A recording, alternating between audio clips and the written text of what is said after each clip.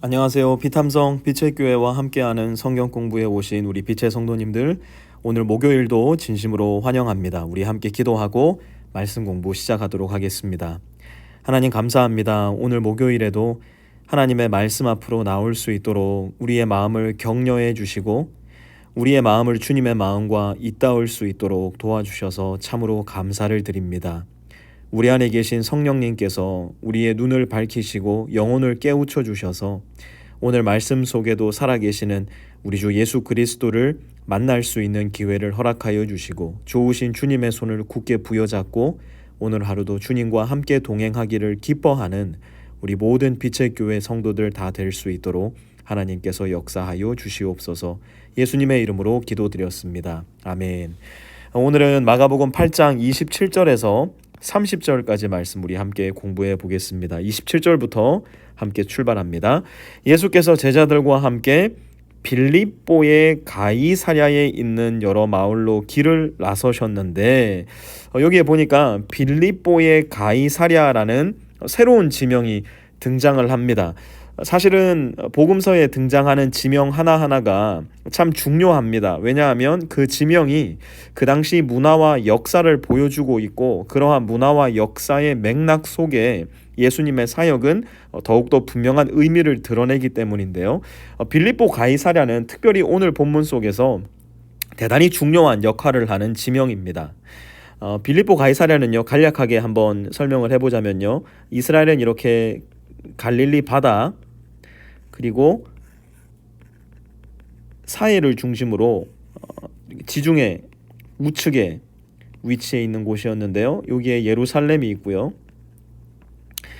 예수님이 주로 활동하셨던 지역은 요 갈릴리 바다를 둘러싼, 그래서 때로는 여기에서 일로 건너가시고 여기에서 일로 건너가시고 배를 타고 오며 가며 또 도보로 오며 가며 사역을 하셨는데요. 오늘 등장하는 빌립보의 가이사랴는 여기에서 정북쪽으로 약 40km 정도 하룻길을 걸어가게 되면요, 위치에 있었던 도시였습니다. 근데 이름을 한번 봐보세요. 빌립보 가이사랴, 뭔가 유대의 냄새는 전혀 나지 않는 것 같아요. 빌립보라는 이름도 그렇고요. 가이사랴, 어디서 좀 많이 들어본 이름 아닙니까? 가이사는 시저를 우리나라 말로 표기할 때 가이사라고 표기를 많이 했었고요. 그래서 이 지역은요, 사실은 헤롯 대왕 그 자신이 재위하던 기간에 로마의 황제였던 아우구스투스 황제, 시저 아우구스투스 황제로부터 하사받은 땅이었습니다. 그래서 이곳 지명 이름을 가이사랴라고 지었던 것이고요. 여기에 아우구스투스 황제를 위한 신전이 위치하고 있었어요. 그리고 그 헤롯 대왕의 아들이었던 분봉왕 빌립보는요, 이 지역을 빌립보 가이사랴로 개명을 하고요, 그 지역을 정말 멋지게 아주 화려하고 아주 깨끗한 로마식 도시로 재건을 하게 됩니다. 그리고 여기에다가 판신의 신전도 세워놓고요. 그리고 이 빌립보 가이사랴는 아무래도 로마 황제를 신으로 모시는 신전이 있었고 판이라는 이방 신을 섬기는 신전이 있었기 때문에 유대인들이 거의 살지 않는 지역이었어요. 그러니까 이방인 중심의 지역이었고 신전이 위치해 있었고 문화적으로도 유대인들의 입장에서 보았을 때 대단히 타락한 지역이 바로 빌립보 가이사랴였습니다. 그런데 굳이 예수님은 자기의 주거 활동지를 떠나셔서 이 빌립보 가이사랴로 오늘 본문 가운데 오신 겁니다. 그리고 단순히 빌립보 가이사랴 하나만 보고 오신 것이 아니라 거기에 있는 여러 마을로 길을 나서셨어요. 그리고 바로 그러한 문화와 역사와 종교의 맥락 속에서 제자들에게 이런 질문을 하세요. 사람들이 나를 누구라고 하느냐? 여러분 혹시 peer pressure 느껴보신 적 있으십니까? 이 peer pressure는요, 학교 다니는 아이들만 겪는 일은 아닌 것 같아요. 예를 들어서 교회에서 제가 여쭙습니다. 성도님은 하나님을 누구라고 생각하셔요? 그러면 말씀 잘하실 분 굉장히 많으실 겁니다. 그런데 만약 여러분 회사에서 누군가 여러분에게 당신은 하나님을 누구라고 하십니까? 라고 묻는다면 아마 교회에서 흘러나오는 대답과 회사에서 흘러나오는 대답이 조금 다를 수 있지 않을까? 무엇 때문에요? 피어 프레셔 때문에. 지금 제자들도 아마 이러한 피어 프레셔를 느끼고 있었을 거예요. 예루살렘에서 그 질문을 하셨다면, 갈릴리에서 예수님이 사람들이 나를 누구라고 하느냐 물어보셨다면 아주 유창하게 얘기할 수 있었을 텐데, 지금 어디에 있다고요? 빌립보 가이사랴. 유대인들은 찾아보기가 힘들고 로마 황제를 신으로 섬기는 신전이 들어와 있고, 염소와 사람의 반신 반동물 그 신을 섬기는 이 판의 신전도 거기에 있는 바로 이 지역에서 예수님이 사람들이 나를 누구라고 하느냐라고 물어보시니 대답하기가 아마 그렇게 쉽지는 않았을 겁니다. 그럼에도 불구하고 제자들은 대답합니다. 제자들이 예수께 말하였다. 침례자 요한이라고 합니다. 엘리야라고도 합니다. 예언자 가운데 한 분이라고 하는 사람도 있습니다. 지금 제자들은 무엇이라고 얘기하는 거예요? 예수님, 사람들이 그러는데요. 쟤네가 그러는데요. 얘네가 그러는데요. 지금 누가 빠졌어요? 내가 빠졌어요. 나의 신앙 고백은 빠진 채로 사람들이 생각하는 예수님을 지금 제자들은 예수님께 그대로 이야기해 주고 있어요. 그런데 사실 예수님의 관심은 여기에 있지 않았어요. 예수님은 사람들이 예수님을 누구라고 하는지 하등 관심 없어요. 예수님의 진짜 관심, 예수님이 진짜 물으시려고 했던 것, 그것은 29절입니다. 예수께서 그들에게 물으셨다. 그러면 너희는 나를 누구라고 하느냐? 뭐라고요? 너희는 나를 누구라고 하느냐? 여러분, 이 질문은 오늘 저와 여러분에게 주어진 질문이기도 해요. 예수님은 2000년 전 빌립보 가이사랴에서 제자들을 향해 너희는 나를 누구라고 하느냐라고 물으셨을 뿐만 아니라 오늘 이 말씀을 통해서 저와 여러분에게 똑같은 질문하시는 거예요. 너는, 저에게 있어서 너는 구본성입니다. 본성아, 너는 나를 누구라고 하느냐? 누구누구 성도님, 예수님이 지금 성도님께 물으시는 거예요. 너는 나를 누구라고 하느냐? 다른 사람이 나를 누구라고 하는 거에 대해서 I don't care, but 너는 나를 누구라고 하느냐? 여러분, 예수님이 왜 이 질문 하셨을까요? 지금 예수님은 1년 넘는 시간 동안 제자들을 데리고 다니시면서 여러 기적을 보여주시고 말씀을 가르쳐 주시고 그리고 그들을 먹이셨어요. 그런데 그동안은 한 번도 너는 나를 누구라고 하느냐 물어보신 적이 없었어요. 이제 예수님은 때가 왔다고 생각하셨어요. 무슨 때가 왔을까요? 지금 27절에 보면요, 여러 마을로 길을 나서셨는데 라고 말씀하고 계신데요, 한번 잘 보세요. 예수님은 이 길을 누구랑 나셨었을까요? 예수님은 제자들과 모든 길을 함께 가셨어요.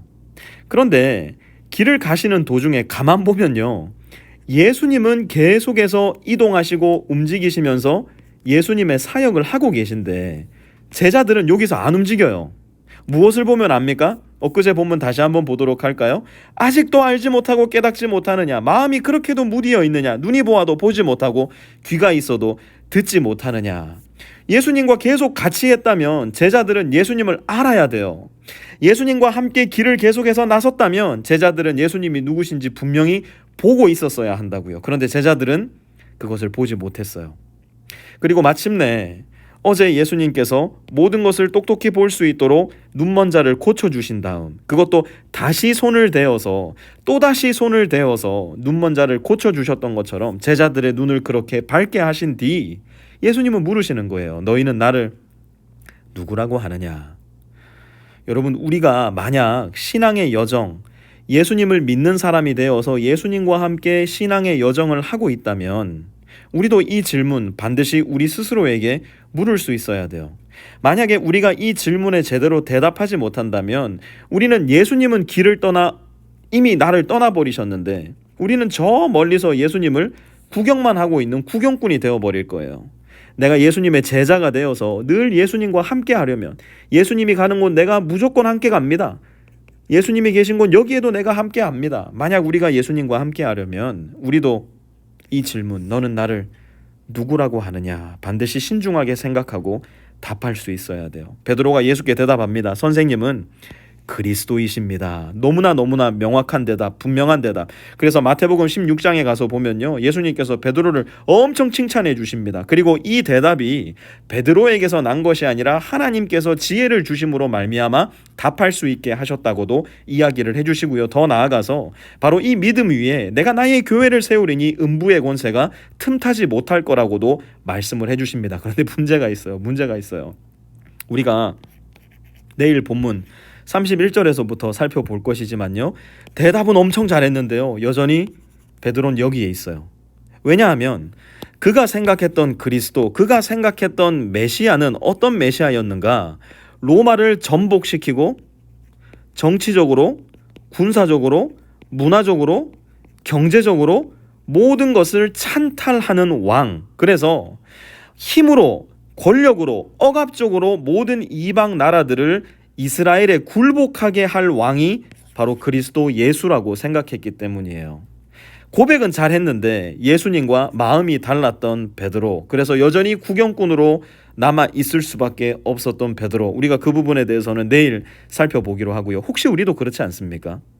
우리의 입으로는 나 구본성은 예수님을 그리스도요, 메시아요, 살아계신 하나님의 아들이라 생각하고 믿습니다 이야기하면서 예수님이 함께 가시는 십자가의 길은 계속 거부하는 삶을 살아가는 구경꾼 그리스도인. 만약 입으로 예수님을 잘 고백했지만 우리의 몸으로, 우리의 삶으로 예수님의 십자가의 길을 따르지 않는다면 우리도 구경꾼으로 남아있는 사람이 될 수밖에 없을 거예요. 오늘 여러분을 찾아오셔서 물으시는 예수님의 질문, 얘야, 너는 나를 누구라고 생각하느냐? 여러분 한번 이 질문을 오늘 하루 종일 곰곰이 여러분들 마음 가운데 되뇌이시면서 과연 나는 진실되게, 정직하게 예수님을 누구라고 생각하고 있는가 한번 되뇌어 보시는 시간 되시기를 부탁을 드립니다. 하나님, 오늘 말씀을 통해서 우리에게 오신 예수님이 누구이신지를 다시 한번 가르쳐 주셔서 감사를 드립니다.